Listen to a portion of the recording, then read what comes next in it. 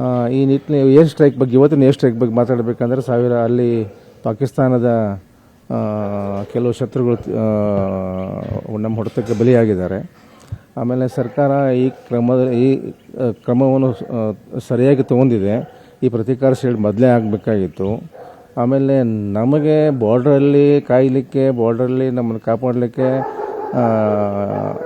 ಸೈನಿಕರಿದ್ದಾರೆ.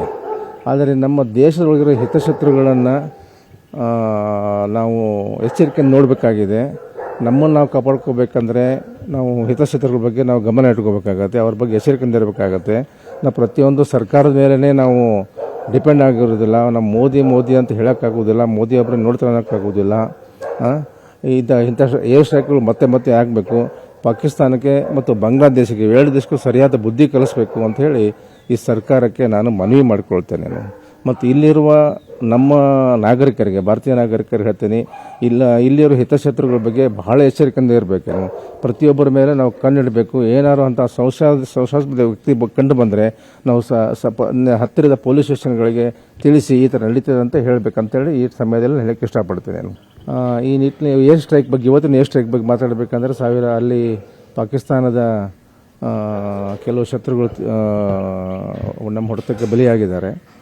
ಆಮೇಲೆ ಸರ್ಕಾರ ಈ ಕ್ರಮವನ್ನು ಸರಿಯಾಗಿ ತಗೊಂಡಿದೆ. ಈ ಪ್ರತೀಕಾರ ಶೀಲ್ಡ್ ಮೊದಲೇ ಆಗಬೇಕಾಗಿತ್ತು. ಆಮೇಲೆ ನಮಗೆ ಬಾರ್ಡ್ರಲ್ಲಿ ಕಾಯಲಿಕ್ಕೆ, ಬಾರ್ಡ್ರಲ್ಲಿ ನಮ್ಮನ್ನು ಕಾಪಾಡಲಿಕ್ಕೆ ಸೈನಿಕರಿದ್ದಾರೆ. ಆದರೆ ನಮ್ಮ ದೇಶದೊಳಗಿರೋ ಹಿತಶತ್ರುಗಳನ್ನು ನಾವು ಎಚ್ಚರಿಕೆಯನ್ನು ನೋಡಬೇಕಾಗಿದೆ. ನಮ್ಮನ್ನು ನಾವು ಕಾಪಾಡ್ಕೋಬೇಕಂದ್ರೆ ನಾವು ಹಿತಶತ್ರುಗಳ ಬಗ್ಗೆ ನಾವು ಗಮನ ಇಟ್ಕೋಬೇಕಾಗತ್ತೆ, ಅವ್ರ ಬಗ್ಗೆ ಎಚ್ಚರಿಕೆಯಿಂದ ಇರಬೇಕಾಗತ್ತೆ. ನಾವು ಪ್ರತಿಯೊಂದು ಸರ್ಕಾರದ ಮೇಲೇ ನಾವು ಡಿಪೆಂಡ್ ಆಗಿರೋದಿಲ್ಲ. ನಮ್ಮ ಮೋದಿ ಅಂತ ಹೇಳೋಕ್ಕಾಗೋದಿಲ್ಲ, ಮೋದಿ ಒಬ್ಬರನ್ನ ನೋಡ್ತಾ ಅನ್ನೋಕ್ಕಾಗೋದಿಲ್ಲ. ಇಂಥ ಏರ್ ಸ್ಟ್ರೈಕ್ಗಳು ಮತ್ತೆ ಆಗಬೇಕು.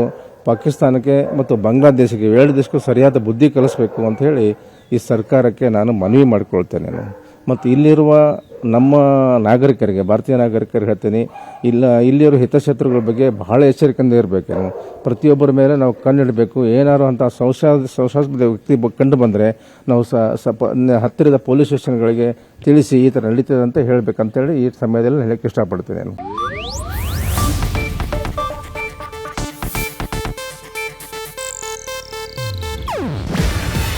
ಇದು ಏಷ್ಯಾನೆಟ್ ನ್ಯೂಸ್ ನೆಟ್ವರ್ಕ್ ಪ್ರಸ್ತುತಿ. ನೀವು ನೋಡ್ತಿದ್ದೀರಾ ಏಷ್ಯಾನೆಟ್ ಸುವರ್ಣ ನ್ಯೂಸ್.